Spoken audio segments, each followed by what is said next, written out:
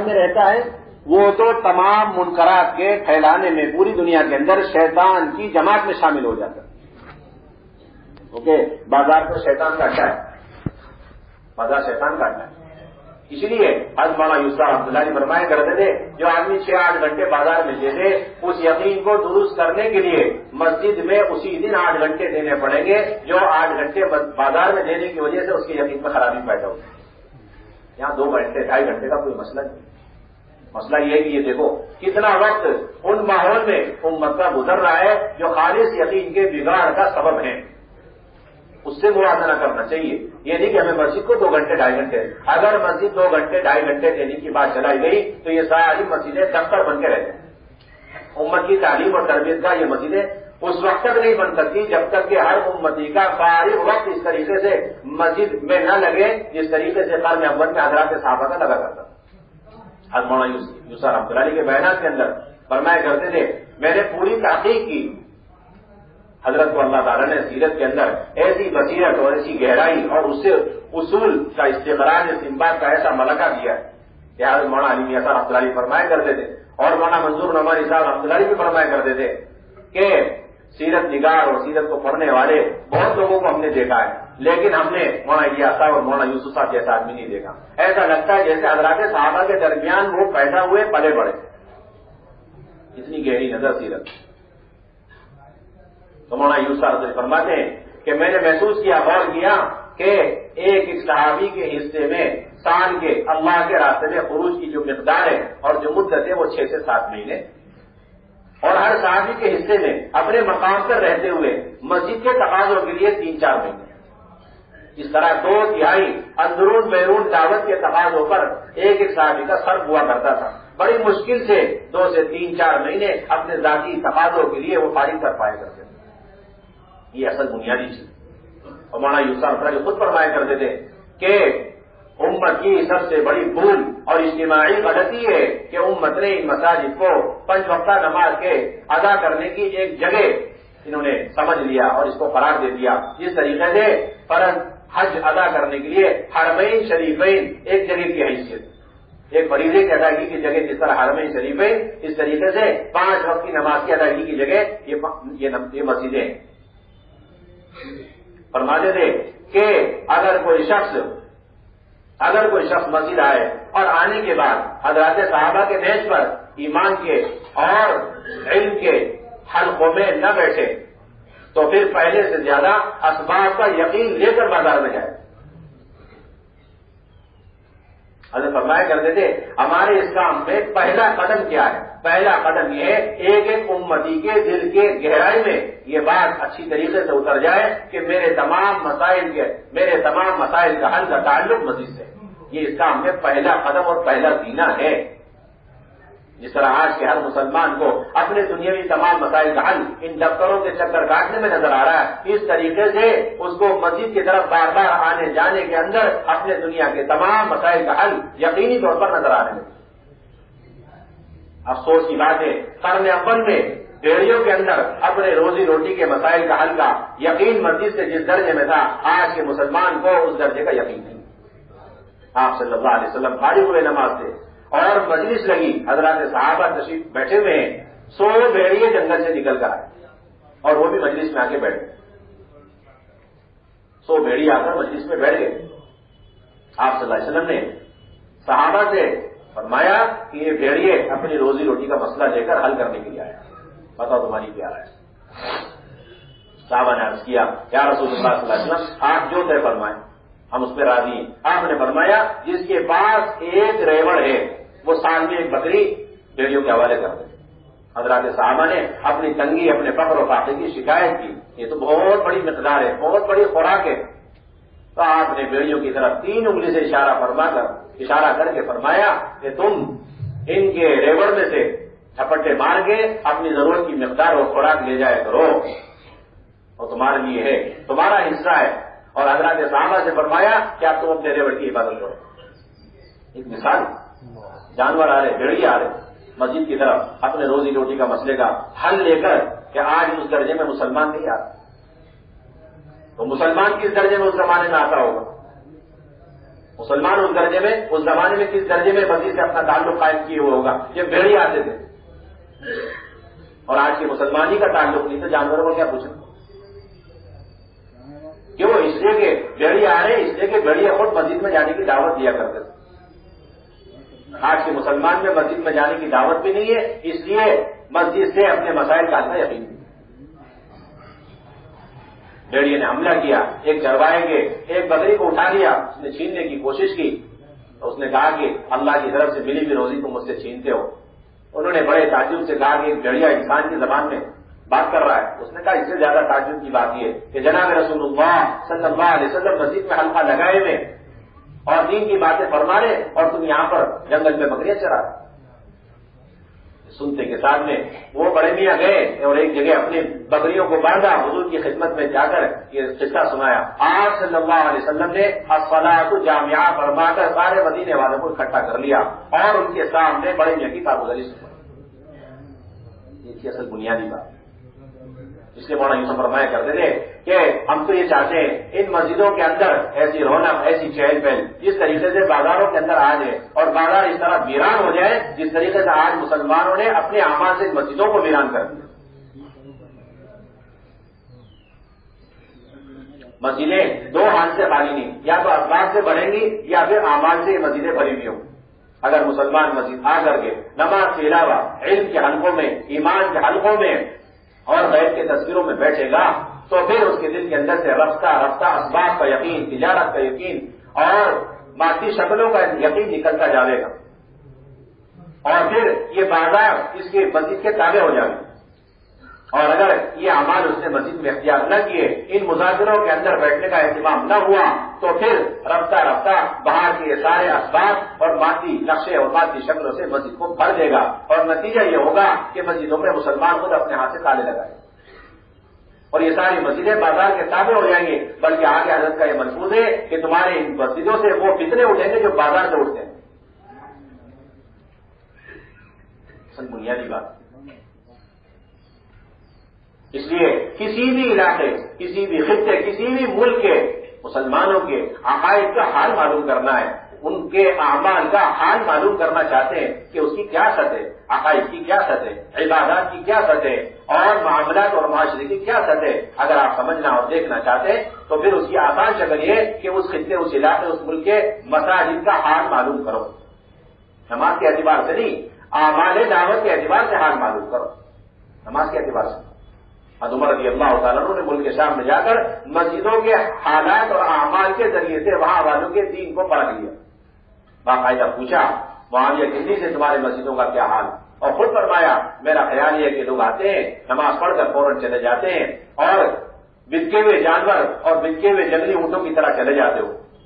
انہوں نے کہا کہ نہیں، ہمارے یہاں مسجدوں میں بے شمار حلقے لگا کرتے ہیں اور اس میں آنے والے لوگ اہتمام سے بیٹھتے ہیں. تو حضرت عمر نے فرمایا پھر تو تم خیر پڑھو.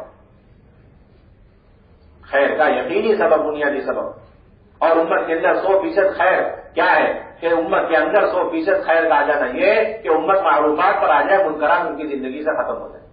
اور اس کا بنیادی سبب مسجد کا ماحول. اس لیے کہ جو آدمی بازار میں بیٹھتا ہے اور بازار سے تعلق رکھتا ہے اس کے اندر 2 برائیاں پیدا ہوتی ہیں اور جو مسجد سے تعلق رکھتا ہے اس کے اندر 2 خوبیاں پیدا ہوتی ہیں. 2 بنیادی چیزیں. جو مسجد والا ہوگا اور مسجد سے تعلق قائم کرے گا تو اس کے اندر ہر وقت نیکی کرنے کی، نیکیوں کا جذبہ پیدا ہو، نیک لوگوں کے ساتھ اس نے بیٹھنے کا جذبہ پیدا ہو اور نیک جگہ میں جانے کا اس کے دل کے اندر تمنا اور آرزو پیدا ہو اور برائیاں اور برے لوگ اور بری جگہوں سے اس کے اندر نفرت پیدا ہو. کیوں کہ اسے صحبت فرشتوں کی صحبت ملتی جس کے اندر 2 بنیادی صفت ہے. لا يعصون اللہ ما امرهم ويفعلون ما يؤمرون. مسجد کے اندر آتے کے ساتھ میں کتنی تیزی سے فرشتے انہیں اپنے ساتھ ملا لیتے ہیں، اپنے پروں میں لے لیتے ہیں اور کس طرح ان کا علاج روحانی شروع ہو جاتا ہے. کسی ایمرجنسی اسپتال میں کسی ایمرجنسی کیس کو داخل کرنے پر جتنی تیزی سے وہاں کے ڈاکٹر نرس مل کے اس کا علاج شروع کرتے ہوں گے، جو تیزی سے فرشتے اس کا علاج شروع کر دیتے. ایک دم سے ان کی آمدنی کے ساتھ فرشتے آ جاتے ہیں. یہاں تک کہ اگر وہ باہر نکلتے تو فرشتے ان کے پیچھے ان کی تلاش میں نکل جاتے ہیں. اگر وہ بیمار ہو گئے سب سے پہلے ان کی عیادت کے لیے پہنچتے ہیں, اور اگر کوئی حاجت پیش آ جائے سب سے پہلے ان کے تعاون اور معاونت کے لیے فرشتوں کی جماعت پہنچتی ہے. اور جو بازار میں رہتے ہیں ان کا حال یہ ہوتا ہے کہ برائی ان کے نزدیک اچھائیاں بن جاتی ہے, برے لوگ ان کے نزدیک اچھے لوگ بن جاتے ہیں, بری جگہوں کی طرف ہر وقت جانے کی طبیعت کرتی ہے, برائیاں کرتے رہنے کی طبیعتیں کرتی ہیں, اور اچھے لوگوں سے نفرت, اچھائیوں سے نفرت, اچھی جگہوں سے وحشت پیدا ہوتی ہے. یہ بنیادی چیز. وہاں یوسا نے فرمایا کرتے تھے اگر کوئی شخص اپنے آپ کو مسجد کے تابع کر دے تو اللہ تعالیٰ نظام کائنات کو اس کے تابع کر دے. اس کو تابع کر دے.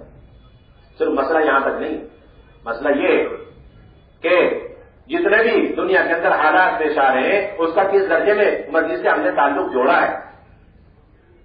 یہ اصل بنیادی چیز. آپ صلی اللہ علیہ وسلم کا حال تھا, سیرت کی کتابیں, حدیث کی کتابیں پڑھی ہوئی, اگر ذرا سی کہیں تیز آندھی طوفان ہوائیں چل جائیں آپ صلی اللہ علیہ وسلم فوراً مسجد کی طرف, اس وقت تک واپس نہیں آتے, واپس تشریف نہیں جاتے جب تک کہ حالات سازگار نہ ہو جائے. اگر سورج گرہن اور چاند گرہن تو آپ صلی اللہ علیہ وسلم فوراً مسجد اور فوراً نماز کی طرف متوجہ ہو جائے. جب تک سورج گرہن اور چاند گرہن ختم نہ ہو جائے اس وقت تک آپ صلی اللہ علیہ وسلم واپس آنے کو تیار ہیں. ایسے جیسے آج اپنی دنیاوی حاجتوں کو لے کر مسلمان اغیار کی طرح ان دفتروں کی طرف اور مادی شکلوں کی طرف دوڑتے, جب تک حالات صحیح نہ ہوں اور ان کے مطالبے پورے نہیں ہوتے واپس نہیں آتے. یہ سارے کام مسلمان پر عمل میں مسجد میں کیا کرتا تھا, وہ سارے کام آج مسلمان مسجد سے تعلق نہ ہونے کی وجہ سے ان دفتروں کے ذریعے سے کرانے کی کوشش کر رہا ہے. آگ لگ جائے تو اس طرح مسجد کی طرف چل کر آئے آج کا مسلمان, اسے بجھانے کے لیے جس طریقے سے عمر رضی اللہ تعالیٰ عنہ مدینے کو جلا کر راکھ کرنے والی آگ کے ہررا نامی کاٹی سے نکلنے پر آرام سے اطمینان سے مسجد چل کے تشریف لا رہے. کہیں پیغام پہنچانا ہے, ہواؤں کے نظام کو تابع کرنا ہے. عمر رضی اللہ تعالیٰ عنہ مسجد کے ممبر سے آواز لگا رہے یا ساری الجبل, اور اللہ رب العزت اپنی قدرت سے ہواؤں کے نظام کو تابع اور مسخر فرما کے 6 مہینے کی دوری پر گئی ہوئی اس جماعت تک حضرت عمر کی آواز کو پہنچا. جس لمحے یہاں سے آواز نکلی حضرت عمر کے زبان سے, اسی لمحے اللہ رب العزت نے اس آواز کو وہاں کی جماعت کے کاموں تک پہنچا دی. اسی لمحے انہوں نے خود آ کر کہا امیر المومنین جمعے کا دن تھا اور عین خطبے کا وقت تھا, اچانک ہم نے آواز سنی کہ آپ کی آواز آ رہی یا ساری الجبل یا ساری الجبل. بنیادی بات نظام کائنات کا تابع مستقر ہونا یہ مسلمان کے مسجد کے تابع ہونے کے بقدر. پانی کا نظام نہیں ہے, آپ صلی اللہ علیہ وسلم کی خدمت میں آ رہے ہیں, درخواست کر رہے ہیں, آپ نے فوراً دعا مانگی, پانی کا انتظام ہو گیا. ایسی بارش کہ کہہ رہے اس سے پہلے کوئی بادل نہیں, ایک دم سے بادل آ گئے اور بارش کا سلسلہ شروع ہو گیا. 1 ہفتے تک سورج نظر نہیں آیا, پھر آئے کہنے کہ بارش بہت زیادہ ہو گئی, سیلاب کی شکل اختیار کر گئی اور مویشی انسان ہلاک ہو رہے ہیں, دعا فرمائیں. آپ صلی اللہ علیہ وسلم نے فوراً دعا مانگی, اسی وقت سورج نکل گیا, بادل چھٹ گئے. آسمان زمین کے درمیان کا سارا نظام مسجد سے جوڑا گیا. اسے جوڑا آپ صلی اللہ علیہ وسلم ایک مشرک کو مسجد میں اس لیے رکھ رہے ہیں تاکہ وہ مسجد کے ان اعمال کے ماحول کے ذریعے سے دین اسلام کے لیے تیار ہو جائے, اس کا دل نرم ہو جائے. 3 دن تک جو مشرک قتل ہونے کے لیے تیار, اسلام قبول کرنے کے لیے تیار نہیں, آپ اندازہ لگائے 4تھے دن غسل کر کے آ کے کلمہ پڑھ کے اسلام میں داخل ہو. 3 دن تک وہ کون سا, 4تھے دن ایسا کون سا آپ صلی اللہ علیہ وسلم نے حربہ یا حیلہ اختیار کیا جس کی وجہ سے وہ آج اسلام میں داخل ہو. مسجد کا ماحول ہے, بس مسجد کا بنیادی ماحول.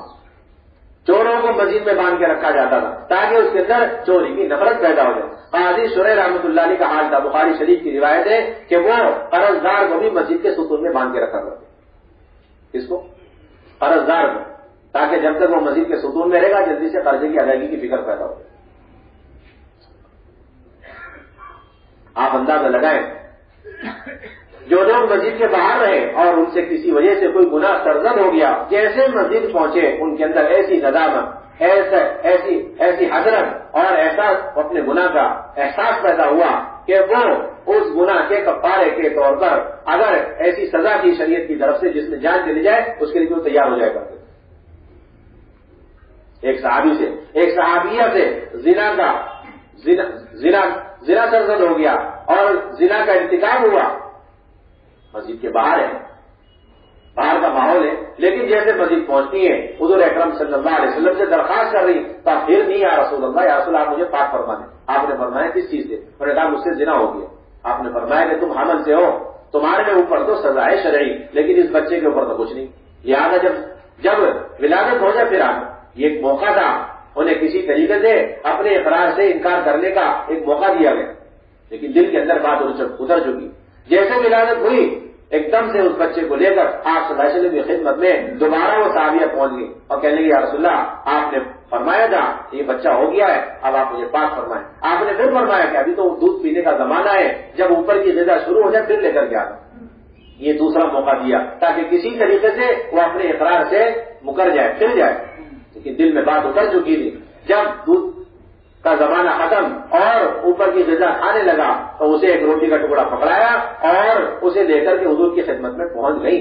آپ صلی اللہ علیہ وسلم نے مسجد کے اندر حکم دیا کہ ان کو سنسار کیا جائے، چنانچہ انہیں باہر لے جا کر جب سنسار کرنے لگے، حضرت خالد رضی اللہ تعالیٰ عنہ کے اوپر جب اس کے خون کی چھینٹیں پڑی، انہیں ناگواری ہوئی تو آپ صلی اللہ علیہ وسلم نے محسوس فرمایا اور آپ نے فرمایا کہ خالد اس خاتون نے ایسی سچی پکی توبہ کی ہے کہ اگر اس کی توبہ کو سارے مدینے والوں پر تقسیم کر دیا جائے تو سب کے لیے کافی ہو جائے۔ یہ تھی اصل بنیادی بات۔ کون سا ایسا عمل تھا جس کا آپ صلی اللہ علیہ وسلم نے مسجد سے تعلق قائم نہیں؟ آپ صلی اللہ علیہ وسلم کا معمول مسجد کے اندر آنے والے لوگوں کو ایک ایک فرد کو لے کر جماعت کی شکل میں، افراد کی شکل میں مغیبات کے تذکرے فرماتے۔ کبھی آپ صلی اللہ علیہ وسلم بیٹھے دجال کے تذکرے فرما رہے، کبھی آپ صلی اللہ علیہ وسلم جنت کے تذکرے فرما رہے۔ ایک بڑے میاں کہنے لگے یا رسول اللہ صلی اللہ علیہ وسلم ہم نے سنا ہے کہ جنت کے اندر ایک درخت ہوگا جس سے جنتیوں کو تکلیف پہنچے گی۔ آپ نے فرمایا کون سا درخت؟ انہوں نے عرض کیا بیری کا درخت۔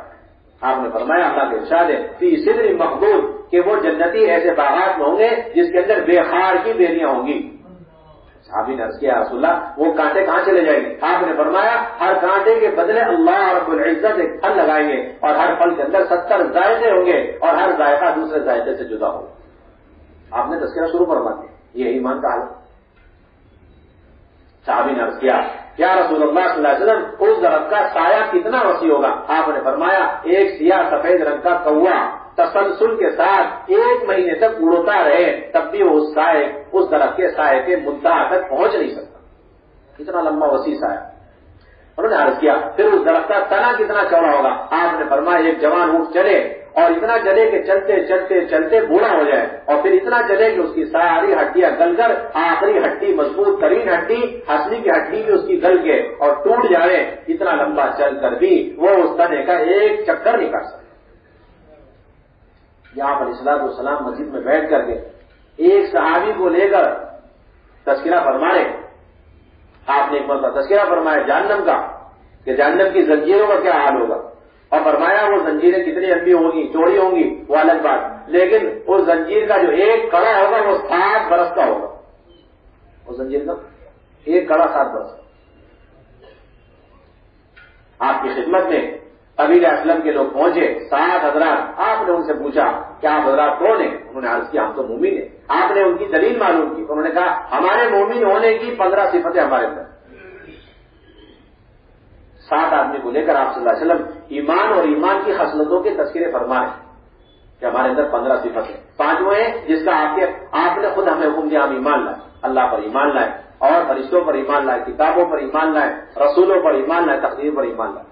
5واں ہے جس کا آپ کے قاتل نے ہمیں حکم دیا کہ ہم گواہی دیں کہ آپ کے سوا کوئی معبود نہیں، آپ اللہ کے سوا کوئی معبود نہیں اور آپ اللہ کے رسول اور اس کے بندے ہیں، اور نمازوں کو قائم رکھیں، زکات ادا کریں، رمضان کے روزے رکھیں اور بیت اللہ کا حج کریں۔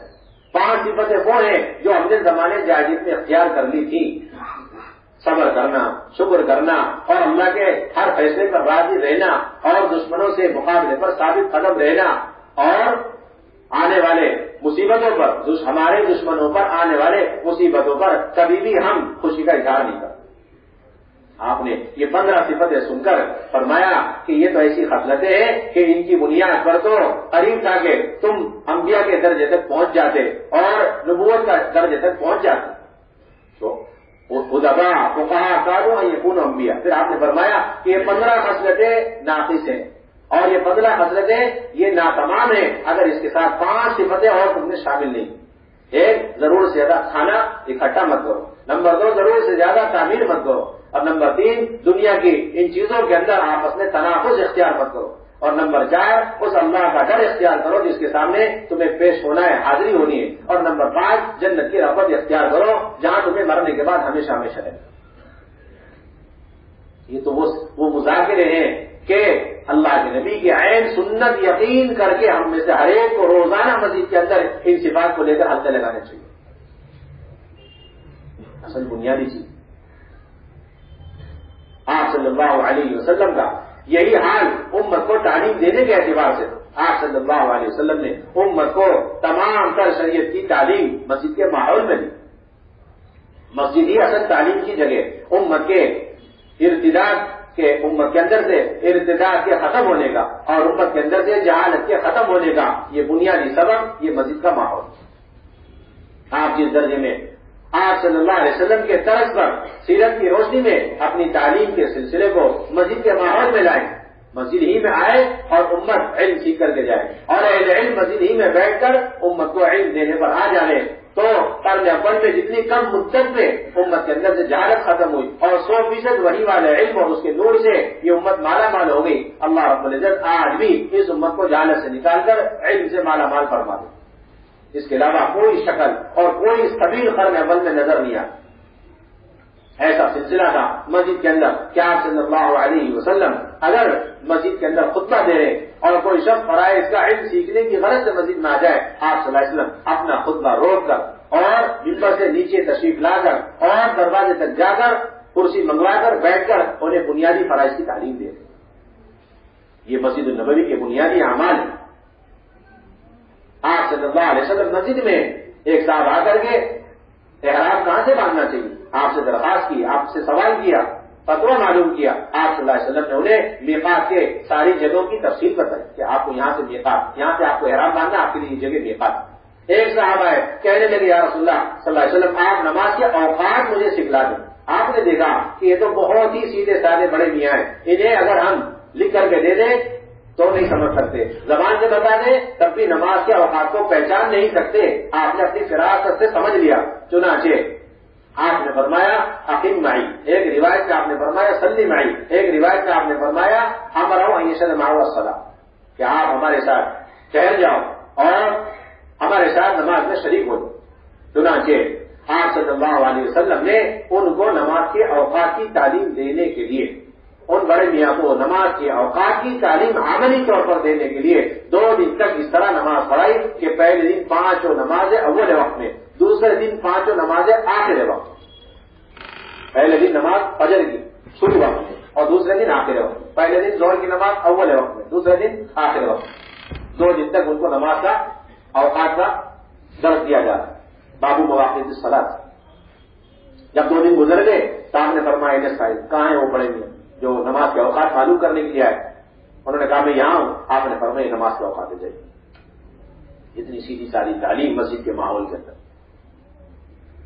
کوئی کسی بھی وقت مسجد میں آ جائے، عقائد کا علم حاصل کرنا ہے اور مسائل اور فرائض کا علم حاصل کرنا ہے لے سکتا، حدیث کا علم حاصل کرنا لے سکتا. عقبہ بن عامر جوہنی رضی اللہ تعالیٰ فرماتے ہیں کہ ہم چند نوجوان تھے، ہمارے ذمے زکات اور صدقات کے ان کو چرانے کی ذمہ داری تھی. باری باری ہم ان چرایا کرتے تھے. جب باری نہیں ہوتی ہم اللہ کے نبی کی خدمت میں رہتے، مسجد میں رہتے اور آپ کے صحبت سے علم حاصل کرتے رہتے، ایمان سیکھتے رہتے. جب باری ہوتی تو اس دن بھی کوشش کرتے کہ کسی طرح جلدی باری ختم کر کے آئیں اور حضور کی صحبت سے کچھ سیکھ لیں. تو چنانچہ کہتے ہیں ایک دن میری باری آئی، میں گیا اونٹ چرا کر کے جلدی سے آیا اور اونٹوں کو باندھا اور فوراً میں حضور کی خدمت میں پہنچا تو دیکھا اللہ کے نبی صلی اللہ علیہ وسلم یہ حدیث بیان فرما رہے. مجھے یہ حدیث یہاں سے ملی. آپ نے فرمایا کہ جو آدمی وضو کر کے اور اچھی طریقے سے نماز پڑھے کہ دل سے وہ اللہ کی طرف متوجہ ہو تو وہ جنت میں داخل ہو جائے. میں نے کہا کتنی بڑھیا کتنی عمدہ حدیث ہے. اتنے میں نے دیکھا میرے سامنے ایک صحابی بیٹھے ہوئے، وہ کہہ رہے ہیں اس سے پہلے والی حدیث اس سے بھی زیادہ عمدہ ہے، اس سے پہلے والی حدیث اس سے بھی زیادہ عمدہ ہے. میں نے دیکھا تو حضرت عمر بیٹھے. میں نے کہا اے عمر میں 2 اونٹ چرانے کی وجہ سے بیٹھ نہیں سکا، شریک نہ ہو سکا، لہٰذا وہ حدیث مجھے آپ سنا دیجیے، بتا دیجیے۔ انہوں نے کہا کہ آپ صلی اللہ علیہ وسلم نے فرمایا اس سے پہلے حدیث میں کہ جو شخص اچھی طریقے سے وضو کرے اور وضو کرنے کے بعد یہ دعا پڑھے اشہد ان لا الہ الا اللہ وان محمدا عبدہ ورسولہ، ایک روایت میں اشہد ان لا الہ الا اللہ وحدہ لا شریک لہ واشہد ان محمدا عبدہ ورسولہ، دونوں مسلم شریف کی روایت ہے اور ایک ہی جگہ آگے پیچھے سند اس کی، تو اللہ رب العزت کی طرف سے اسے اختیار دیا جائے گا کہ وہ جنت کے 8 دروازوں میں سے جس سے چاہے جنت میں داخل ہو۔ آپ اندازہ لگائیں ایک اونٹ چلانے والے صاحب وہ آ کر کے حدیث کا درج اس طریقے سے حاصل کر سکتے۔ یہ سلسلہ تھا مسجد النبوی کے اندر کا عام سلسلہ علم کے لینے دینے کا، علم کے سیکھنے سکھانے کا۔ ہماری تو بنیادی ذمہ داری ہے اپنے مساجد کو ان تمام اعمال کے اعتبار سے آباد کرنا ہے۔ میرے بھائیوں دوستوں بزرگوں، آپ صلی اللہ علیہ وسلم نے جتنے بھی حضرات صحابہ رضی اللہ عنہم اجمعین کو گشت کروائے اور خود حضرات صحابہ رضی اللہ تعالی عنہم نے ملاقاتیں کی، گشت کیے، ان سارے گشتوں کا، ان سارے ملاقاتوں کا خلاصہ اور موضوع یہ ہوا کرتا تھا کہ لوگوں کو کس طریقے سے منکرات کے، غفلت کے ماحول سے نکال کر مسجد کے ماحول میں لائے۔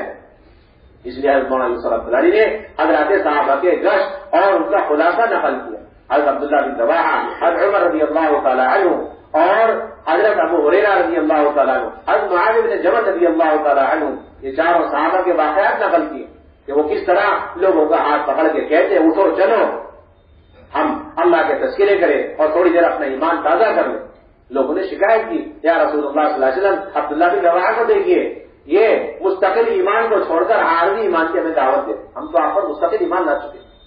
آج یہی الزام اور یہی دعویٰ ایک ایک ایمان والے کے دل کے اندر پیدا ہو گئے۔ ہمیں کیا ضرورت ہے ایمان کی دعوت کی یا ایمان کی مجلسوں کی، مغیبات کے تذکیروں کی، ہمیں کیا ضرورت ہے؟ آپ نے فرمایا اللہ رب العزت ابن رواحہ پر رحم فرمائے، وہ ان مجالس کو پسند کرتے ہیں جس پر اللہ رب العزت فخر فرماتے ہیں۔ اور انہوں نے خود کہا کہ اگر ہم ایمانی مجلسوں میں نہیں بیٹھیں گے اور غیب کے تذکرے سنیں گے نہیں، کریں گے نہیں، تو ہمارا ایمان کفر کی طرف اتنی تیزی سے پلٹ جائے گا، نفاق کی طرف اس سے زیادہ تیزی سے پلٹ جائے گا جتنی تیزی سے ہانڈی کے اندر ابلنے والی چیزیں اوپر سے نیچے پلٹ جائے گا، اتنی تیزی سے پلٹ جائے گا۔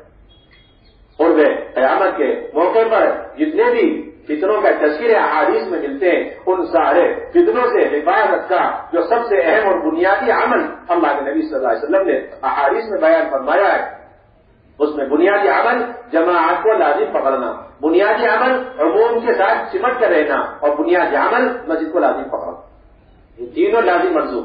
جو مسجد میں آ گیا اسے جماعت اور عموم دونوں چیزیں مل جاتی۔ مسجد سے ہٹا ہوا آدمی اور مسجد سے دور رہنے والا آدمی وہ اپنے آپ کو فتنوں سے بچا نہیں سکتا، یہ بات بالکل یقینی۔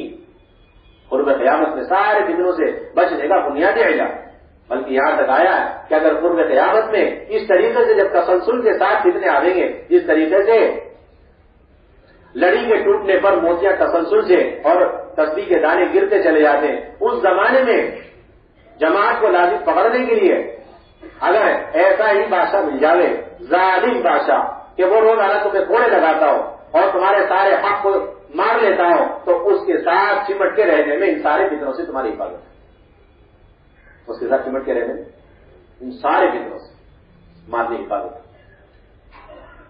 جماعت کے ساتھ انتظام اور عموم کے ساتھ انتظام یہ اصل فتنوں سے بچنے کا بنیادی سبب، تو ہمارے گشتوں کا موضوع یہ، اس لیے آبادی کا عمل یہ قرن اول کی اہم ترین اور امت کی تعلیم و تربیت کا بنیادی سبب رہا، اور قیامت تک کے لیے یہ مصنون طریقہ رہے گا امت کی تعلیم و تربیت کے لیے۔ اس لیے امام بخاری رحمۃ اللہ علیہ نے بخاری کے اندر عنوان قائم کیا باب ذکر العلم والفتیہ فی المسجد، کہ مسجد کے اندر علم اور مسجد کے اندر ہی فتوے کا سلسلہ، قیامت تک یہ مصنون طریقہ، قیامت تک کے لیے یہ مصنون طریقہ ہے علم کے سیکھنے کا اور علم کے سکھانے کا، اپنی صحبت کے ذریعے، بغیر کتاب کے، بغیر نصاب کے اور بغیر کسی راتب کے مسجد کے ماحول میں رکھ کر امت کی تعلیم کی فکر کرنا۔ حضرت مولانا یوسف القرضی فرمایا کرتے تھے کہ ہماری مسجدیں اس وقت تک مسجد النبوی کے نقشے پر نہیں آ سکتی جب تک کہ ہماری مسجد کی سطح پر پورے عالم کے دعوت کے تقاضے اور علم کے تقاضے پورے نہ ہوں۔ ہماری مسجدوں کا معیار یہ ہونا چاہیے کہ ایک ایک مسجد کے ذریعے سے پورے عالم کے دعوتی اور علمی تقاضے اس طریقے سے پورے ہوں جس طریقے سے حضور اکرم صلی اللہ علیہ وسلم کے زمانے میں اور خلفائے راشدین کے زمانے میں مسجد کی سطح پر یہ سارے تقاضے پورے ہوا کرتے.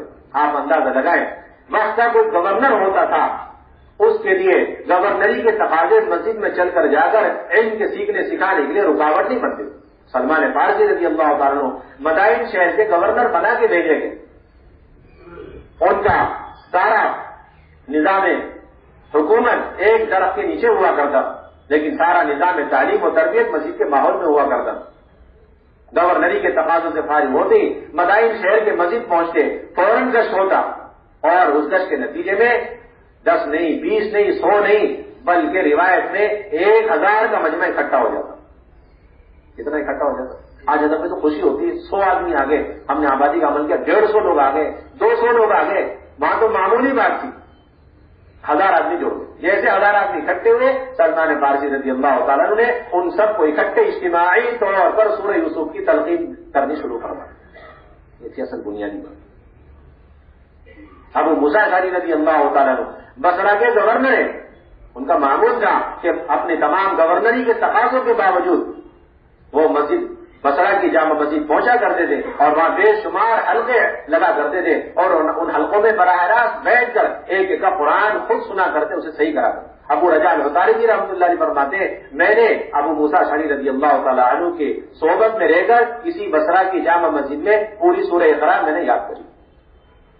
عبداللہ بن مسعود رضی اللہ تعالیٰ عنہ وزیر ہیں, وزارت کے بے شمار تقاضے کوفہ کے اندر, لیکن وزارت کے تقاضے مسجد چل کر جا کے علم کے حلقے لگانے اور ایمان کے حلقے لگانے کے لیے ان کے لیے مانع نہیں. مسجد آتے تھے اور ایک ساتھی سے پوچھے تمہاری آیت کہاں تک پہنچی, تمہارا سبق کہاں پہنچ گیا, اور وہ اسے اگلی آیت کی تعلیم دیتے.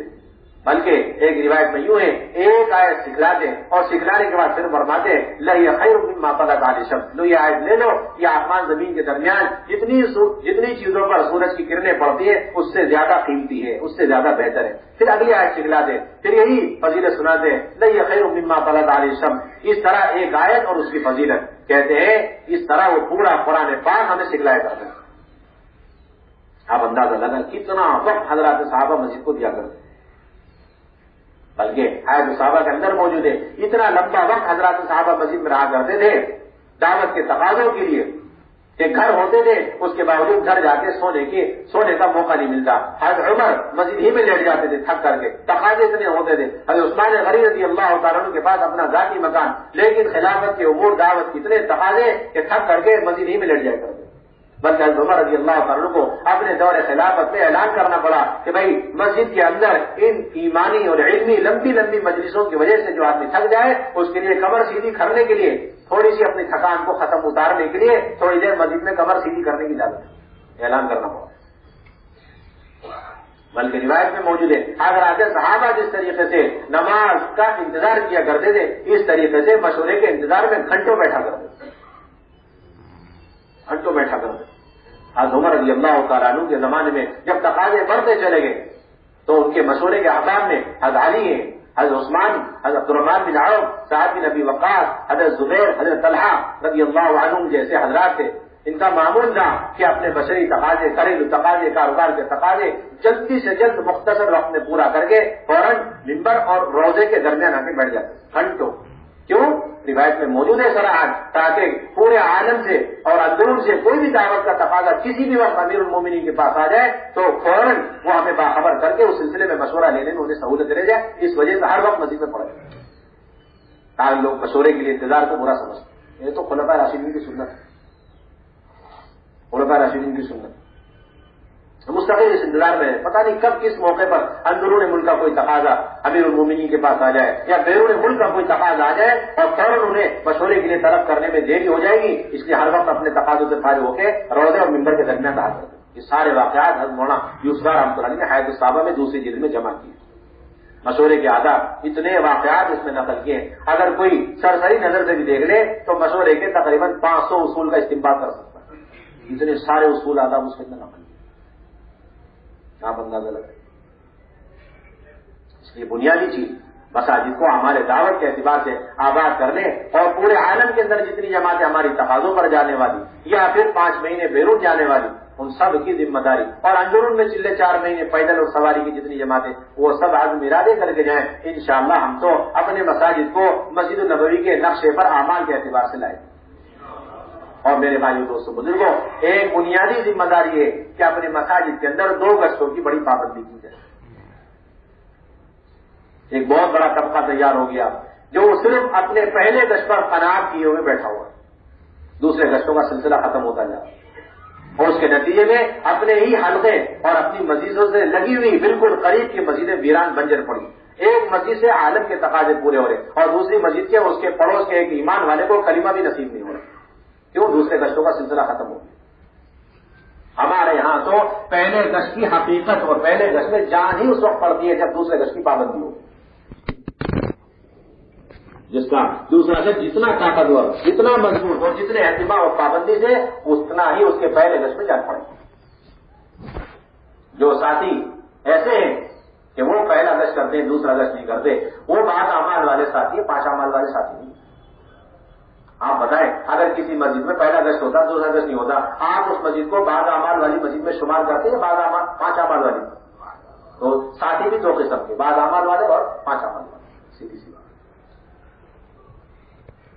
دوسرے گشت کی پوری پابندی ہونی چاہیے، یہ بات قسم کھا کر کہی جا سکتی ہے۔ اگر کسی محلے میں 10 مسجدیں اور ایک مسجد مضبوط اور 9 مسجدیں کمزور ہیں، اگر یہ ایک مسجد کے ساتھ ہی اہتمام کے ساتھ، عظمت کے ساتھ، پابندی کے ساتھ جیسا بتایا جا رہا اس طریقے سے دوسرا گشت کر لے لیں تو اللہ کی ذات سے امید ہے کہ صرف دوسرے گشت کے ذریعے سے 9 کی 9 مسجدیں 1 سے 3 سال کے اندر اعمال دعوت کے اعتبار سے قائم ہو جائیں۔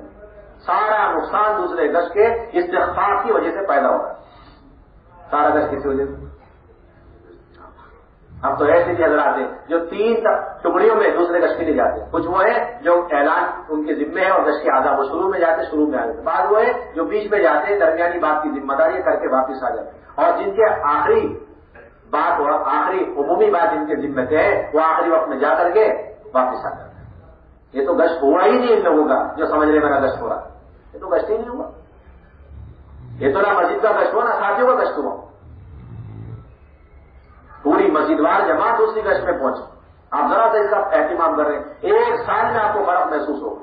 بنجر سے بنجر مسجد دوسرے گشت کے ذریعے سے 3 مہینے میں اپنے پاؤں پہ کھڑے ہو جائے گی اگر سارے ذمہ دار اہتمام سے دوسرے گشت میں جائیں۔ یہ اصل بنیادی چیز۔ اسی طرح ایک اہم بنیادی درخواست یہ ہے کہ شہروں اپنے قرب و جوار کے گاؤں دیہات ہیں، اطراف ہیں، اس کے اندر کام کو جمانا، اور دوسرے اس کے قرب و جوار اور قریب کے اضلاع ہیں اور اپنے صوبے کے دور دراز کے علاقے بنجر علاقے، ان کے اندر کام جمانے کے لیے 3 باتوں کا اور اہتمام کرنا ہے جو کل سے کارگزاری کی روشنی میں ہمارے سامنے بات آتی ہے۔ ایک یہ کہ ہر پرانا ساتھی اپنا وقت متعین کر کے خود محنت کر کے اپنی جماعت بنائے، کیونکہ حضور صلی اللہ علیہ وسلم نے اگر کسی عمل پر حضرات صحابہ کو نبوت کے مل جانے کے بعد ڈالا ہے تو وہ انفرادی دعوت اور اپنی محنت کر کے تشکیل کرنا اور سلیابی کرنا سب سے پہلا کام حضرات صحابہ کو سکھلایا۔ ایک صحابی کو اپنے خاندان میں بھیج دیا، اپنے قبیلے میں بھیج دیا، ایسے خاندان ایسے قبیلے کہ ان کے لیے بددعائیں کرانے کے لیے آتے تھے، یہ تو ماننے والے نہیں، آپ تو بددعائیں کر دیں۔ جیسے لوگ آتے نا، ہم نے دوسرا گشت بہت کر لیا، ذرا کر کر نہیں پڑا، تو کئی بن عامر دوسی پہنچے تھے، تھوڑے دنوں میں واپس آ کے درخواست کی آپ بددعائیں کریں۔ نہیں میں تو لعنت کرنے کے لیے نہیں بھیجا، میں تو رحمت للعالمین بنا کے بھیجا، جاؤ آپ محنت کرو، تمہارے جیسے بے شمار لوگ تمہارے خاندان قبیلے میں موجود ہیں، جاؤ محنت کرو۔ چنانچہ وہ گئے اور سارے تقاضے چھوڑ کر کے عمومیت کے ساتھ اپنے محلے میں، اپنے خاندان میں، اپنے گاؤں میں محنت کرتے رہے۔ بدر بھی ختم، احد بھی ختم اور خندق بھی ختم۔ خیبر کے موقع پر آگے پیچھے وہ 80 گھرانے کو لے کر کے حضور کی خدمت میں حاضر ہوئے۔ کتنے گھرانے کو لے کر؟ 80 گھرانے کو لے کر، جس میں حضرت ابو ہریرہ رضی اللہ تعالیٰ عنہ کی۔ یہ اصل بنیادی بات۔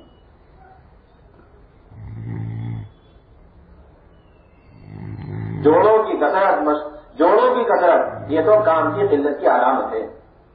جوڑوں کی کثرت کام کی قلت کی علامت ہے۔ مولانا یاسر رضی ہمیشہ مضبوط یاد رکھیں، فرمایا کرتے تھے یہ اجتماعات ہمارے کام کا جز نہیں ہے، اور خوب دیکھنے میں یہ بات آ رہی ہے کہ جتنا عمومی کام کی ترغیب دی جاتی ہے اتنا ہی ساتھیوں کے اندر جوڑ اجتماعات کی تعریف لینے کی اندر سے طلب پیدا ہو جاتی ہے. یہاں سے بتائی جاتی بات کہ اپنے مساجد کے اعتبار سے اعمال دعوت کو مضبوط کریں اور ساتھیوں کے اندر طبیعت میں تقاضا رہتا ہے جوڑ اجتماع. فرماتے تھے کہ اگر یہ نہج سے ہٹ گئے یہ اجتماعات تو پھر تو یہ ہمارے کام کے لیے دو اعتبار سے مضر ہیں. ایک اس کے اندر شہرت ہے اور دوسرا اس کے اندر مالیت کا مسئلہ ہے. اس اعتبار سے تو یہ جوڑ سراسر ہمارے لیے مضر ہے, ہمارے کام کے لیے نقصان دہ. اور جتنا نفع بخش کام عمومی کام کے اندر ہے اتنا کسی کے اندر نفع نہیں. اس لیے بنیادی چیز کہ ہر ایک کی ذمہ داری چاہے مہینے کے 10 دن ہو اور آخری درجہ مہینے کا 3 دن, لیکن اپنا ہفتہ متعین کر کے اور خود محنت کر کے جماعت بنا کے لے کر کے جائے. اور دوسری بنیادی بات کہ بنجر بستیوں کی طرف رک کر, اور تیسری بنیادی بات یہ کہ کمزور علاقوں کے اندر تسلسل کے ساتھ جماعت جائے. اگر یہ 3 رخ صحیح ہو جائیں, اللہ کی ذات جانی سے امید ہے کہ اگر 10 سال بھی کسی علاقے کسی صوبے میں اجتماع نہ ہو تو انشاءاللہ وہاں کی ساری کمزوری اللہ تعالیٰ اس عمومیت کی وجہ سے دور فرما دے. ہر آدمی اپنی محنت کر کے اپنی جماعت بنا اور بنجر بستیوں میں اپنی جماعتوں میں لے کر کے جائے. اور تیسری بات بنجر بستیوں کے اندر جماعتیں تسلسل کے ساتھ ڈالی جائیں. اپنے ساتھیوں کو اس بات کی کوئی گنجائش نہ دی جائے کہ وہ اپنے اختیار سے اپنے مرضی کے رخوں پر چلے جائیں, اس کی کوئی گنجائش نہ دے. یہ تو سراسر کام کے اندر خیانت ہے, یہ تو سراسر کام کے اندر خیانت ہے.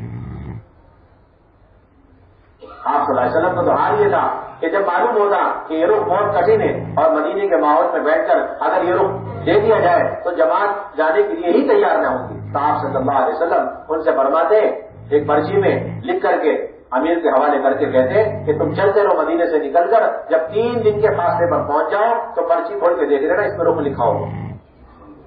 کیا لکھا ہوگا؟ خدا کی قسم یہ سنت کو یہ مجمع زندہ کرے. سب سے پہلے اللہ رب العزت قرن اول کی طرح بنجر علاقوں کے اندر دین کو اور علم کو زندہ فرما دے. 3 دن کے بعد کھول کے دیکھنا اس میں رخ ملے گا اور پھر ساتھیوں کے سامنے بات رکھو کہ جو اب جانے کے لیے تیار ہے وہ چلے اور جو واپس جانا چاہتا ہے واپس. اتنی دور کے بعد کہ واپس جو جانا چاہتا تھا وہ بھی واپس نہ جا سکے, آگے بڑھتا چلے جائے. یہ اصل بنیادی چیز. ہر ایک کی بنیادی ذمہ داری اپنی جماعت خود بنا, ہر ایک کی ذمہ داری بنجر علاقوں کے اندر اپنی جماعتوں کو لے کر کے چلے اور اس کے ساتھ ساتھ تسلسل کے ساتھ جماعت کو ڈالا جائے. تعقیب الجیوش حضرت مولانا صلی اللہ علیہ وسلم نے حیات الصحابہ میں عنوان قائم کیا, پیدر پہ مسلسل ایک پٹی پہ جماعتیں بھیجی جائیں. حضرت خالد بن ولید رضی اللہ تعالیٰ عنہ کو اللہ کے نبی صلی اللہ علیہ وسلم نے یہی ہدایت دی کہ جاؤ بحرین, جاؤ نجران اور جا کر کے فوراً گشت کرو, محنت کرو اور وہ دین اسلام میں داخل ہو جائے تو پھر آگے نہیں بڑھنا بلکہ وہیں رہ کر کے انہیں بنیادی فرائض کی تعلیم دینا اور انہیں بھلائی کا حکم کرنا, برائی سے روکنا, اور جب یہ کام بھی ہو جائے تو آپ کارگزاری کا خط لکھنا. اب ہم آگے بتائیں گے تمہیں کیا کرنا. چنانچہ ایسی کہ حضرت خالد بن ولید رضی اللہ عنہ پہنچتے ہی انہوں نے صبح سے لے کر شام تک 2 کی جوڑیاں گھوڑ سوار کی بنائی اور وہ یہ اعلان کرتے ہوئے گشت کر رہے تھے اسلم و کہ اسلام میں داخل ہو جاؤ سلامتی پالو گے. چنانچہ شام تک سارا علاقہ اسلام میں داخل ہو گیا. پھر خیمے لگا کر ہر میں لگا کر انہیں نماز سکھلانے اور فرائض کی تعلیم دینے میں مشغول ہو گئے. جب اس سے بھی فارغ ہو گئے تو خط لکھا, کیا رسول اللہ صلی اللہ علیہ وسلم آپ نے جیسا فرمایا ویسا ہم نے کیا, اب کیا کرنا. اور ابھی ہم یہی ٹھہرے ہوئے ہیں اور انہی کاموں میں مشغول ہیں, جب تک آپ کا اگلا فرمان نہیں آئے گا ہم نہ واپس آئیں گے نہ ہم ادھر کو اس جگہ کو چھوڑ کے کہیں اور جائیں. یہ تھی اصل سنت طریقہ جس میں بڑی کوتاہی ہو رہی ہے. تو آپ صلی اللہ علیہ وسلم فرمایا خط میں آپ نے جوابی خط لکھا کہ ٹھیک ہے اب ان کو مزید ترغیب دو, مزید ڈراؤ, آخرت کی فکریں دلاؤ, ایمانیات کے مذاکرے کرو اور اچھی طریقے سے ان کو دین پر جماؤ, اور جب اچھی طرح جم جائے تو اب نقد جماعت ان کے سرداروں کی بنا کر پھر مدینہ طیبہ لے کر جاؤ.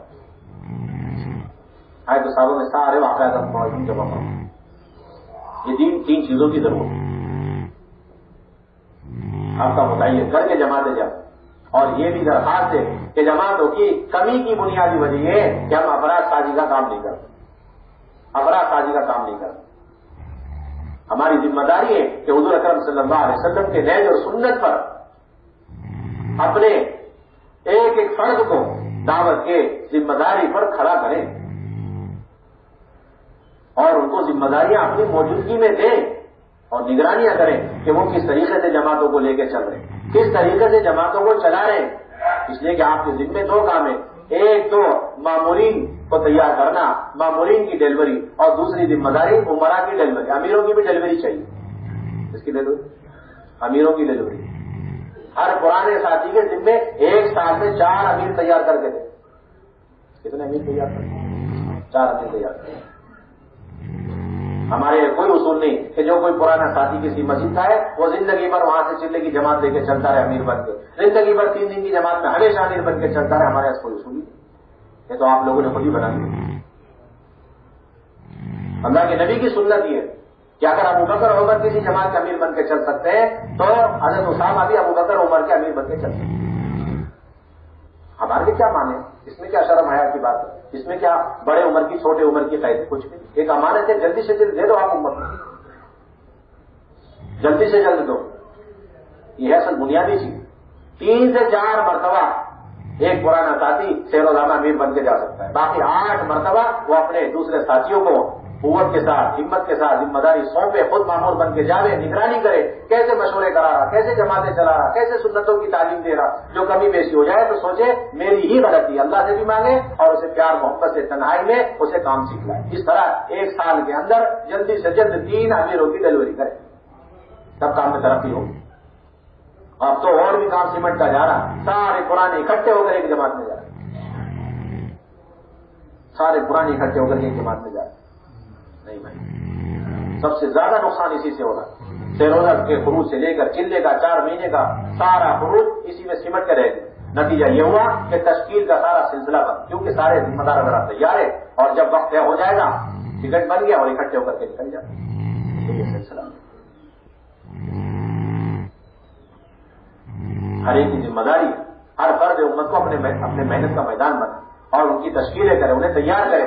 جب تک ذمہ دار حضرات میدان میں نہیں اتریں گے اس وقت تک اللہ کی مددیں نہیں اتریں گی، اللہ کی مدد نہیں اتر سکتی۔ میدان میں ذمہ داروں کو اترنا ہے۔ یہ تقسیم کار ہمارے یہاں نہیں کہ ہم مشورے والے، تشکیل والے دوسرے سب کے لوگ، وصولیابی والے تیسرے سب والے، بستر لانے والے چوتھے سب والے، ہمارے یہاں کوئی اصول نہیں ہمارے ہم مشورے والے اور یہ سب میدانی کام کرنے والے، یہ کوئی اصول سیرت میں نہیں ہے۔ اللہ کے نبی کی تو سیرت یہ ہے کہ جس طرح قرن اول پہلے دن نبوت کی ملنے کے بعد گھنٹوں ایک کے پاس جا کے دعوت دے رہے اور خود اپنی ذات سے دعوت دینے میں اپنے آپ کو تھکا رہے، اسی طریقے سے آپ صلی اللہ علیہ وسلم اپنی آخری زندگی میں بھی ایک صاحب آئے مشرک مسجد کے اندر، آپ صلی اللہ علیہ وسلم ان کو دعوت دے رہے اور حضرت عمر رضی اللہ تعالیٰ عنہ پریشان ہو گئے اور درخواست کی کہ اجازت دے میں گردن اڑا دوں۔ آپ صلی اللہ علیہ وسلم ناراض ہوئے اور پھر دعوت دیتے رہے۔ اس کے بعد وہ اسلام میں داخل ہو گئے تو آپ نے فرمایا عمر میں اگر تمہاری بات مان لیتا تو یہ سب جانے میں چلے جاتا۔ آپ اندازہ لگائیں آپ صلی اللہ علیہ وسلم اپنے آپ کو کتنا تھکا رہے انفرادی دعوت میں۔ سب سے بڑی بنیادی سنت، جس طرح مسجد کے ماحول میں لا کر دعوت دینا سنت، اس طرح اپنی ذات سے جا کر کے دین کی دعوت کو پہنچانا بنیادی دعوت کی سنت ہے، اس پر قائم رہنا ہے۔ تشکیل اہم ترین سنت، اس پر قائم رہنا ہے۔ اور میرے بھائیوں دوستوں بزرگوں، ہماری بنیادی ذمہ داری اپنے گھروں کے اندر اعمال دعوت کو قائم کرنے کا اہتمام کیا جائے، اس لیے کہ اللہ رب العزت نے قیامت تک کی آنے والی خواتین کی تعلیم اور ان کی تربیت کے لیے اعمال متعین فرما کے قرآن میں دیے ہیں۔ قرآن کا حلقہ اللہ کا امر ہے، حدیث کا حلقہ لگانا لینا اللہ کا امر ہے۔ حضرت مفتی شفیع صاحب رحمۃ اللہ علیہ نے مفسرین کے حوالے سے لکھا ہے کہ ان آیات کے اندر خطاب اگرچہ ازواج مطہرات کے لیے ہے لیکن حکم قیامت تک کے لیے عام ہے۔ اس کا مطلب یہ کہ قیامت تک آنے والے لوگوں کی تعلیم و تربیت یہ قرآن اور حدیث کے اندر اللہ نے رکھی ہے، اس کی تاثیر، اس کا حلقے لگانے میں اللہ نے تاثیر رکھی۔ ایسی اللہ تربیت فرمائیں گے جس طرح حضرت عمر رضی اللہ تعالیٰ عنہ جیسے ضدی لوگوں کی قرن اول میں تربیت فرمائیں۔ اصل بنیادی بات جو کتنا تنگ دل، سخت دل، ضدی قسم کا انسان کسی گھر کے اندر، کسی خاندان کے اندر نہ دین پہ چلنا چاہتا اور دین کے معاملے میں دین کی محنت میں روڑا اور رکاوٹ بنا ہوا ہے، اللہ رب العزت اس کی تربیت فرما دیں گے اگر اس گھر کے اندر قرآن اور حدیث کے حلقے کا اہتمام۔ حضرت عمر خود فرماتے ہیں کہ میں نے رات کو اپنی بہن کو مارا، رات جب میں نے اپنی بہن کو مارا اس وقت بھی وہ سورہ اقرا کی آیات پڑھ رہی تھی اور مار کے تھکے میں لیٹ گیا، صبح کے وقت جب میری آنکھ کھلی اس وقت بھی سورہ اقرا کی آیات کی پڑھنے کی میری بہن کی آواز میرے کانوں میں گونج رہی تھی۔ بس ایک حلقے کے اندر ایک رات کے اندر میری طبیعت اور میرا دل پلٹ گیا، اسلام کی طرف میری طبیعت اور میرا دل مائل ہو گیا۔ آپ اندازہ لگائیں، جب حضرت عمر رضی اللہ تعالیٰ عنہ ہدایت پر آ سکتے ہیں ایک دن کے حلقے کی وجہ سے، تو پھر جس کے اندر اللہ نے پہلے سے اسلام اور ایمان کا نور رکھا ہے، وہ ان قرآن اور حدیث کے حلقوں کی وجہ سے کتنا دین کی طرف مائل ہوگا، کتنے اعمال میں ترقی ہوتی چلی جائے، کیونکہ اللہ کا وعدہ ہے انما یرید اللہ لیذھب عنکم الرجس اہل البیت ویطہرکم تطہیرا۔ ہم کھانے پینے کی سنتیں یاد رکھتے ہیں اور عادات کی سنتیں یاد رکھتے ہیں، لیکن دعوت کی سنتیں، اور اس میں بھی گھر کے اندر قرآن کا حلقہ لگانا دعوت کی اہم ترین سنتیں، اور حدیث کے حلقے لگانے اہم ترین سنتیں، اس کے کوئی تذکرے، اس کا کوئی تصور ہمارے یہاں نہیں۔ اللہ نے صاف فرمایا جتنے بھی گناہوں کی گندگی ہے اس سب کو ہم دور کر دیں گے اور تمہیں مکمل پاک صاف کر دیں گے۔ یہ اعمال تطہیر ہے، یہ اعمال تطہیر ہے۔ اللہ کی ذات مطہر اور اللہ کی ذات مزکی ہے۔ اگر کسی کو بے شمار اعمال کرنے کے اعتبار سے وقت میں برکت دے دی جائے اور جسمانی طاقت قوت دے دی جائے، ان تمام اعمال کے کرنے پر وہ تربیت نہیں ہوگی جو تربیت ایک سورہ کوثر کو لے کر، اپنے گھر والے کو لے کر حلقہ لگانے پر اللہ تربیت کرتا ہے، کیونکہ اللہ نے حکم دیا ہے اس عمل کا، اور ضمانت تربیت کی کفالت کی اللہ نے اپنے براہ راست خود دی، کسی اور کے حوالے نہیں فرمایا۔ اور اتنا قدیم اور اتنا پرانا عمل کہ سیرت میں غور کرنے سے یہ معلوم ہوتا ہے کہ آپ صلی اللہ علیہ وسلم کو نبوت کی ذمہ داری کے مل جانے کے بعد ہمارے نبوت میں سب سے پہلا عمل جس سے اللہ کے نبی نے اپنی نبوت کی محنت کا آغاز فرمایا وہ قرآن کا حلقہ اور حدیث کا حلقہ۔ بخاری شریف کی روایت ہے، بابو کئی بکان بدء الوحی الی رسول اللہ صلی اللہ علیہ وسلم، آپ صلی اللہ علیہ وسلم نے وحی کے مل جانے کے بعد سب سے پہلے حضرت خدیجہ کو آ کر سارا واقعہ سنایا۔ یہ واقعہ ہم پڑھتے ہیں تو درس حدیث کے درس بخاری، اور یہ خود واقعہ ہو رہا ہے عملاً، تو کیا حدیث کا حلقہ نہیں؟ آپ سوچیے۔ اور اسی میں اللہ کے نبی صلی اللہ علیہ وسلم نے وہ آیتیں پڑھ کے سنائی، اقرأ باسم ربک الذی خلق، 3 مرتبہ کھینچ کر چھوڑ کر پڑھنے کو کہا، میں نے کہا ما انا بقاری، پھر اس کے بعد جبرائیل امین نے یہ آیتیں میرے سامنے پڑھ کر کے سنائی، اور یہ آیت اللہ کے نبی صلی اللہ علیہ وسلم حضرت خدیجہ کو سنائی۔ سیرت میں کہیں نہیں ملتا کہ وہاں غار ہرا میں نبوت کے مل جانے کے بعد، غار ہرا میں نبوت کے مل جانے کے بعد کہیں اور گئے ہو اور یہ سارا واقعہ سنایا، یا کسی کو یہ آیتیں سنائی، کہیں واقعات کہیں نہیں ملتے۔ بخاری شریف کے اندر موجود سب سے پہلے گھر اور حضرت خدیجہ کو لے کر حدیث کا حلقہ قرآن کا، کتنا قدیم عمل آپ بتا دیں۔ آپ کا تو حال یہ تھا کہیں بھی چلے جاتے تھے وہاں پہ قرآن کا حلقہ لگا رہے، حدیث کا حلقہ لگا رہے۔ آپ صلی اللہ علیہ وسلم کا معمول تھا اگر اپنے سسرال چلے گئے تو ساس سسر اور اپنی اہلیہ کو لے کر قرآن کا حلقہ لگا رہے۔ ہم عائشہ میں زنا کی تہمت لگ گئی، واقعہ مشہور ہے۔ اللہ کے نبی گئے اور فرمانے لگے کہ عائشہ توبہ کر، ہم عائشہ اپنی والدہ کو دیکھ رہی، وہ بھی رو رہی، اپنے ابا کو دیکھ رہے، وہ بھی رو رہے۔ آپ فرما رہے کہ توبہ کر لو، اللہ تعالیٰ بڑے غفور الرحیم ہے، اگر زنا کیا اللہ معاف کر دیں گے۔ ہم عائشہ فرماتی ہے اللہ جانتے ہیں کہ میں اگر ان کی بات مان کے توبہ کر لوں تب بھی میں بری ہوں، اور میں توبہ نہ کروں تب بھی میں بری ہوں، اللہ جانتے ہیں۔ اور مجھے یقین تھا اللہ رب العزت میری برات کے سلسلے میں کچھ نہ کچھ آیات اتاریں گے، لیکن میری حیثیت اور میری ذات اس سے بہت کمتر ہے کہ میری شان میں میری برات کے سلسلے میں اللہ تعالیٰ آسمان سے آیت اتار دے جس کی تلاوت قیامت تک ہوتی رہے۔ کہتی ہے کہ بس میں سوچ ہی رہی تھی، اتنے میں اللہ کے نبی کے اوپر وحی کے اترنے کے آثار، اور اللہ کے نبی صلی اللہ علیہ وسلم مسکراتے ہوئے پھر فرمانے لگے عائشہ تمہیں خوشخبری و بشارت ہو، انتظار نہیں فرمایا، بلکہ اسی وقت سورہ نور کی دوسرا رکوع پورا کا پورا عائشہ رضی اللہ عنہ کے برات میں اللہ نے اتارا، ان الذين جاءوا بالإفك عصبة منكم لا تحسبوا شرا لكم بل هو خير لكم لكل امرئ منهم ما اكتسب من الإثم والذي تولى كبره منهم له عذاب عظيم۔ اندازہ لگائیں، اسی وقت اللہ کے نبی صلی اللہ علیہ وسلم نے یہ ایک رکوع کا حلقہ لگا دیا، اسی وقت حضرت ابوبکر ہے اور ام رومان پردے میں بیٹھی حضرت عائشہ صاحب، اتنا اہتمام۔ امام بخاری نے تو اتنے سارے عنوانات قائم کیے، گھر کے اندر تعلیم دینے کے اور قرآن کے حلقے لگانے، حدیث کے حلقے کے شمار کرنا مشکل۔ اگر کوئی شخص گھر میں آئے تھکا ہوا ہے اور آنے کے بعد حلقہ نہ لے سکے سو جاوے تو پھر اس کے بعد تھکان ختم ہو گئی اور نیند سے بیدار ہو جاوے، آدھی رات میں بھی وہ حلقہ لے سکتا ہے۔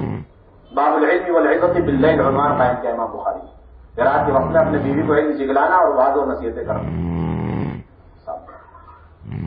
ام سلمہ رضی اللہ تعالیٰ فرماتی کہ آپ صلی اللہ علیہ وسلم آئے اور آرام فرمانے لگے. پھر اچانک آپ بیدار ہوئے. استيقظ النبي صلی اللہ علیہ وسلم ذات لیلۃ فقال سبحان الله ما انزل من الليل الفتنه وما فتح من الخزائن ايقظوا صواحب الحجر فرب كاسد في الدنيا عارض في الاخره. رواه البخاری. مختصر سی عنوان قائم کیا امام بخاری. دیکھو اللہ کے نبی صلی اللہ علیہ وسلم رات میں ام سلمہ کو لے کر کے حدیث کیا ہوتا ہے. اتنا اہتمام قرآن کا حلقہ گھر میں اور حدیث کا حلقہ دے. اللہ معاف فرمائے کام کرنے والا ایک طبقہ ایسا کہ جو ابھی تک اپنے گھروں کے اندر اپنی ذات سے ان دونوں حلقوں کا اہتمام نہیں کرتا، جس کی وجہ سے سب سے زیادہ بڑی تیزی سے بے دینی، جہالت، بے پردگی کام کرنے والوں کے گھروں کے اندر داخل ہوتی جاتی ہے. ابھی تک اس کی اہمیت نہیں. باہر کے تقاضوں کا اتنا غلبہ کہ گھر آ کر کے اپنے گھر والی اور بچوں کو لے کر حلقہ لگانے کی توفیق نہیں. یہ کوئی کام نہیں ہمارے. کامل و مکمل اللہ کے نبی کی اتباع دعوت کی سنتوں کے اندر اس وقت ہوگی جب ہم اپنے گھر میں بھی اہتمام سے وقت لے کر اپنے بیوی بچوں کو لے کر قرآن کے حلقے میں خود براہ راست شریف اللہ کے نبی کی سنت سمجھ. اور کسی بھی شریعت کے اندر، سیرت کے اندر کوئی عذر ایسا شرعی نہیں ملتا جس کی وجہ سے حضور صلی اللہ علیہ وسلم نے قرآن کا حلقہ اس گھر میں لگانے سے منع کر دیا ہو یا عذر والی کو اس حلقے سے اٹھا دیا ہو. بلکہ روایت میں تو یہ ملتا ہے، سیاہ ستا کی روایت میں بات ملتی ہے کہ شرعی عذر کے ہوتے ہوئے اس گھر میں قرآن کا حلقہ اور عذر والی کو بٹھایا جانا اہتمام کے ساتھ. مسلم شریف کی روایت ہے. اب عائشہ رضی اللہ تعالیٰ فرماتی ہے کان رسول اللہ صلی اللہ علیہ وسلم متکئا علی حجری وانا حائض فیقرأ القرآن. کہ آپ صلی اللہ علیہ وسلم مجھ پر ٹیک لگائے ہوئے اور میں ایام سے ہوں اور آپ قرآن کی تلاوت فرمانے میں سنتی جاتی. یہ اصل بنیادی چیز. جتنا آپ سیرت پر کام کو لائیں گے اتنا اسباب ہدایت سے قریب ہوتے چلے جائیں گے اور ہدایت عام ہوتی چلی جائے گی. اور جتنا اس کام کو تجربوں اور شخصیتوں کے حوالے کریں گے اتنا اسباب ہدایت سے دور ہو کر امت ہدایت اور اسباب ہدایت سے محروم ہو جائے گی. اصولی بات یہ اصل بنیادی چیز. کیوں؟ اس لیے کہ عام حالات میں شیاطین خواتین کو اتنا گمراہ نہیں کر سکتے جتنا حضور کے ایام میں شیاطین خواتین کو گمراہ کر سکتے. ایسے موقع پر تو ان کو فرشتوں کا ماحول، فرشتوں کے پروں کے اثر میں رکھنا اور اس کے لیے قرآن حدیث کا اہتمام کے ساتھ لگانا. اگر کسی گھر میں صرف میاں بیوی ہے، بچے نہیں ہیں اور ایسا شرعی عذر پیش آ جاوے، گھر آوے اپنی اہلیہ کو لے کر کے قرآن پڑھتا جاوے اور اس کی گھر والی سنتی رہے، یہ اللہ کے نبی کی عین سنت ہے.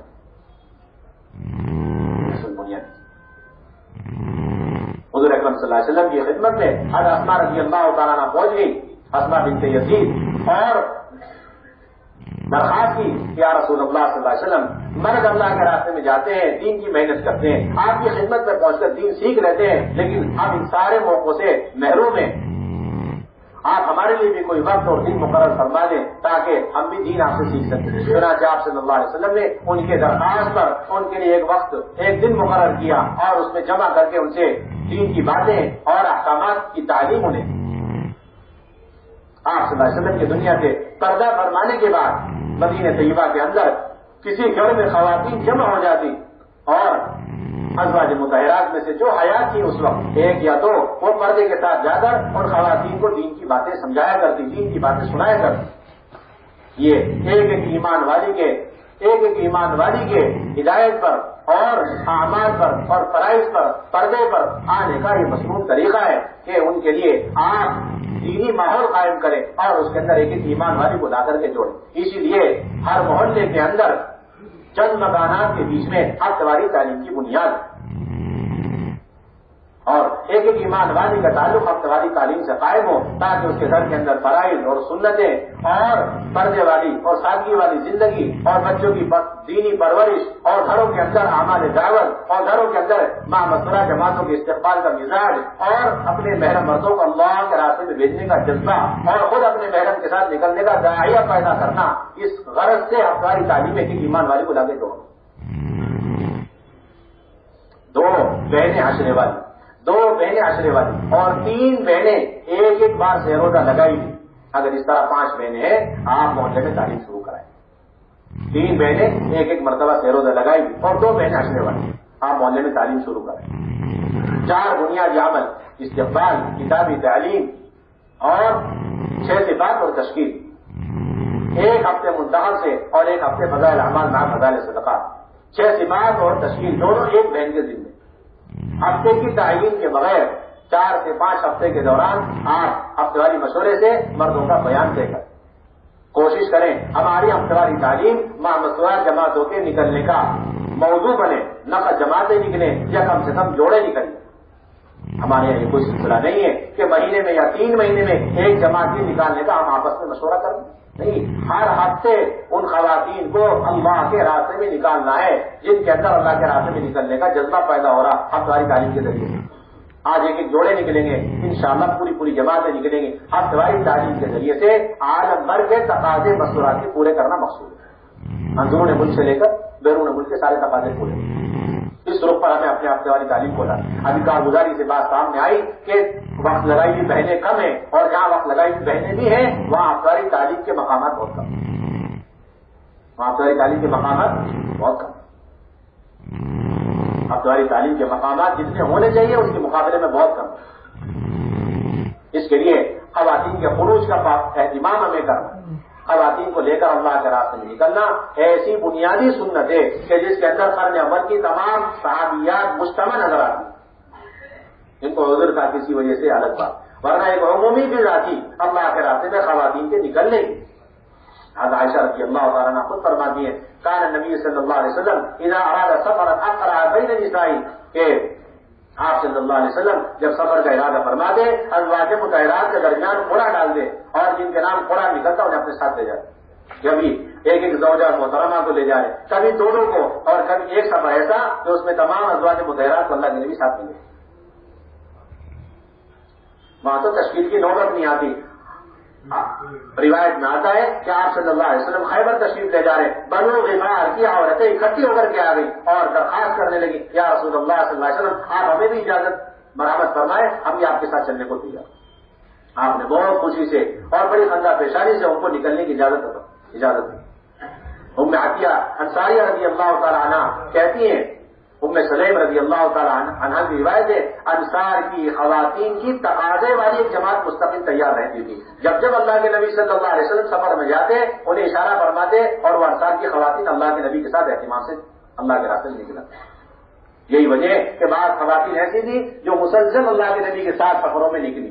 ام عطیہ فرماتی ہے رضی اللہ تعالی عنہ کہ میں حضور صلی اللہ علیہ وسلم کے ہمراہ 7 غزوات میں شریک رہی۔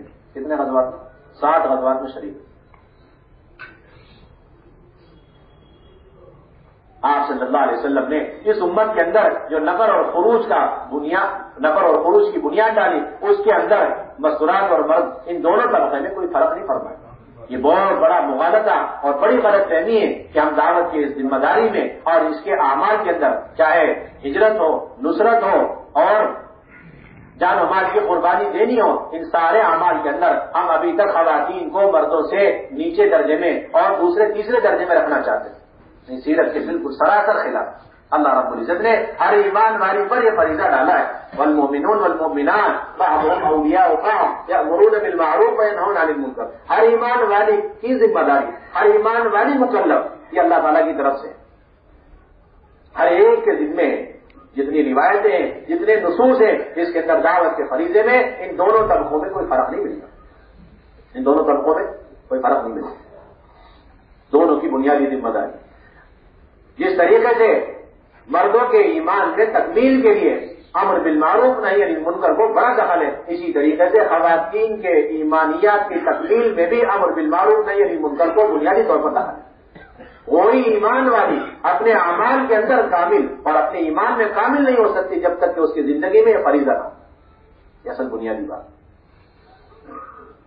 آپ صلی اللہ علیہ وسلم نے اس امت کے اندر جو سب سے پہلی جماعت روانہ فرمائی اس میں بھی خواتین گئی، دوسری جماعت اس میں بھی 17 خواتین گئی اور ملکوں میں گئی اور لمبے زمانے کے لیے گئی، اور جب مدینے کا سلسلہ شروع ہوا تو ساری خواتین ہجرت کر کے مکے سے مدینے گئی، اور پھر مدینے سے جب خروج کا اور نفر کا عمومی سلسلہ قائم ہوا تو خاندان کے خاندان اللہ کے راستے میں نکلے، 100 150 200 اس میں 10 20 خواتین اکٹھی ایک خاندان کے ساتھ نکلا کرتی۔ عام معمول بن گیا صدیقی اور فاروقی دور میں پہنچتے پہنچتے کہ 2 سال تک خواتین اللہ کے راستے میں وقت لگا کر آتی۔ حضرت اسماء رضی اللہ تعالی عنہ حضرت زبیر رضی اللہ تعالی عنہ کے ساتھ 2 سال 2.5 سال اللہ کے راستے میں وقت لگا کر واپس۔ تو لمبے زمانے کے لیے نکلنا، بار بار نکلنا، تقاضوں پر نکلنا، ملکوں میں نکلنا اور شہادت کے جذبے کے ساتھ نکلنا اور نکل کر خواتین کا ملکوں میں قبریں بنا لینا، یہ ہمارے کام کا موضوع ہے، خلاصہ ہے۔ یہ تو بہت ہی کم تر اور بہت ہی معمولی درجے کی چیز ہے۔ تیسرے مہینے کا سہ روزہ سال کا عشرہ 3 سال میں مرتبہ چلا، اسے تو جتنا حقیر، جتنا معمولی، جتنا کمتر سمجھ کر حسرتوں اور اندر سے ندامت کے ساتھ لگا دے اتنا کم ہے۔ ایک طبقہ ہوا ہے اسی پر قناعت کر کے بیٹھے، تیسرے مہینے کا سہ روزہ لگ گیا، سال کا عشرہ 3 سال میں مرتبہ چل رہا۔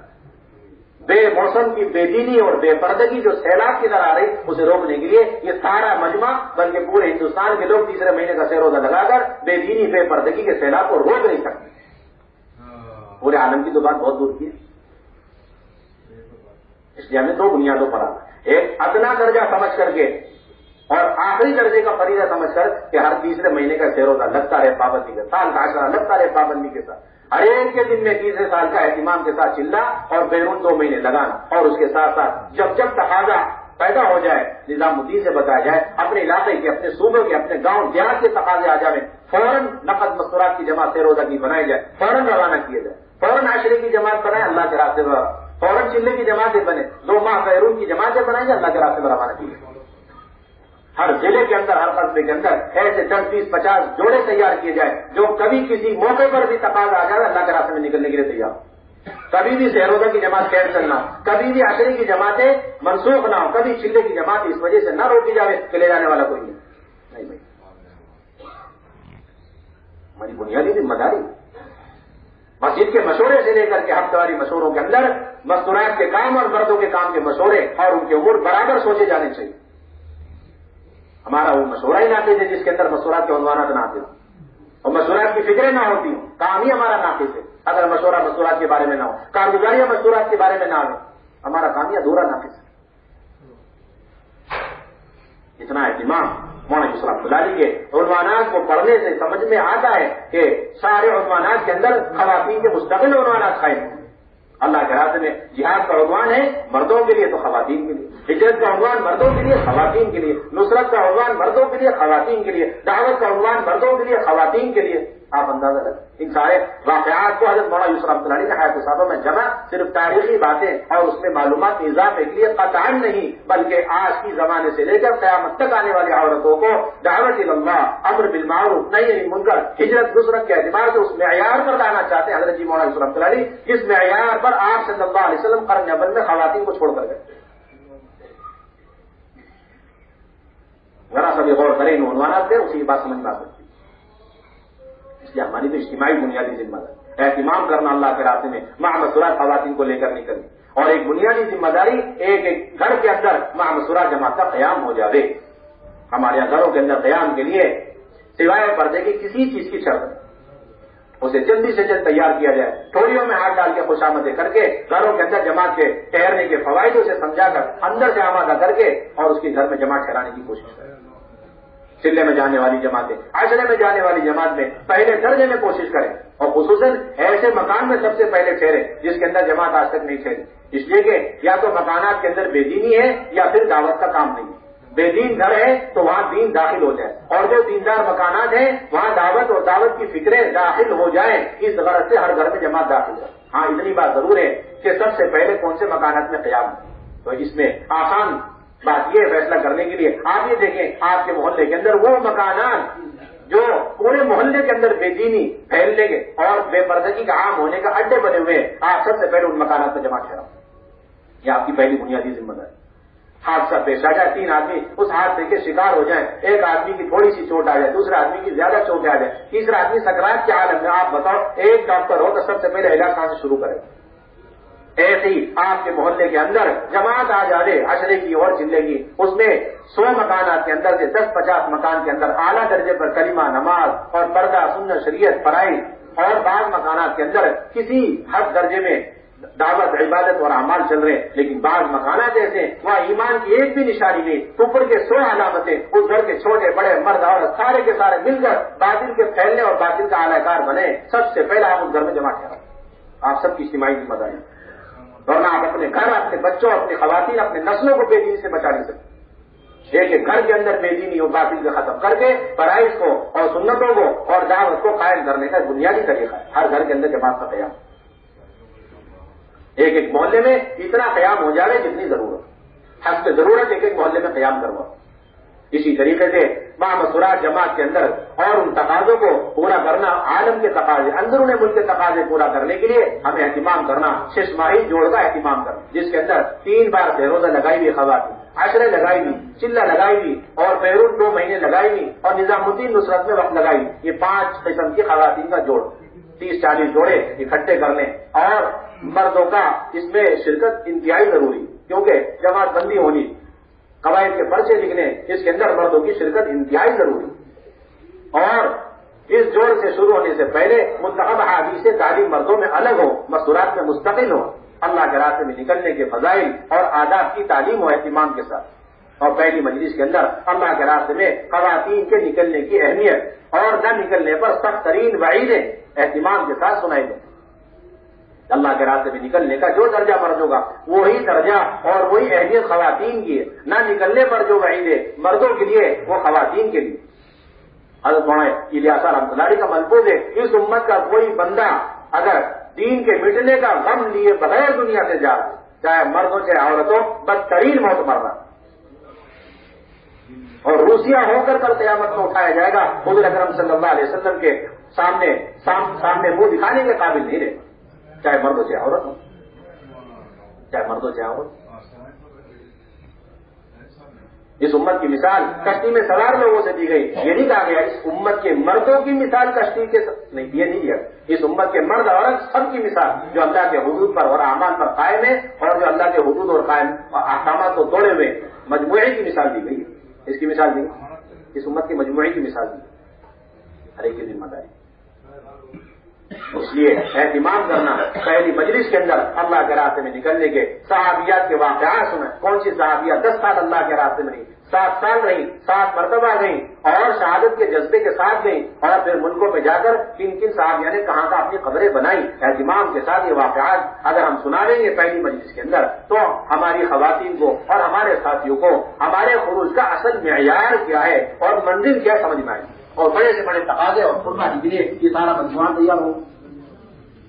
یہ سارے واقعات حل ہونے کی کمپنی نے آیا جو صحابہ کے پہلی دن کی آخر میں جمع کروائے تاکہ معیار قائم، معیار سمجھ میں خروج کا. ورنہ ہر ایک بہن تیسرے مہینے کا روزہ سال کا عشرہ لگا کر مطمئن ہو کے بیٹھی رہے گی اور اس کے گھر کے اندر بے دینی داخل ہوگی رہی، اسے احساس نہیں. اس کے محلے کے اندر بے دینی بے پردگی عام ہوتی چلی جائے گی، اسے ذرا بھی احساس نہیں ہوگا. یہ تو ذمہ داری، کوئی کورس نہیں، کوئی حساب نہیں، جلدی سے روزہ عشرہ چلہ پورا کر کے ہم خالی ہو کے بیٹھ گئے. تسلسل مطلوب ہے. اتنا کہ خواتین کی خبریں دنیا میں بنیں، اندرون ملک میں خبریں بنیں. یہ واقعہ سنانے پہلی مجلس کے اور پھر پورے عالم کے تقاضے بتائیں. کن ملکوں سے انگریزی جوڑوں کے تقاضے، عربی جوڑوں کے تقاضے اور کھلے خرچ کی جماعتوں کے تقاضے، اندرون ملک کے کیا کیا تقاضے.